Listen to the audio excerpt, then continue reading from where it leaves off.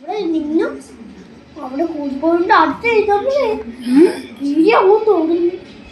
പൂവൻകോഴി ഉണ്ടായിരുന്നെങ്കിലോ?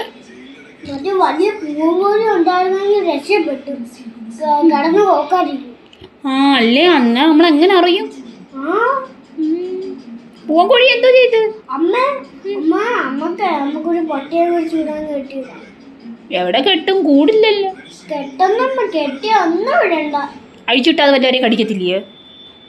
കോഴിയെ കളിക്കുന്ന കോഴിയല്ല, മനുഷ്യരെ നമ്മളെയൊക്കെ കടിക്കത്തില്ലേ? എനിക്ക് പേടിയാ പട്ടിയെ. പട്ടി എനിക്ക് പേടിയാ അനിക്കുട്ട.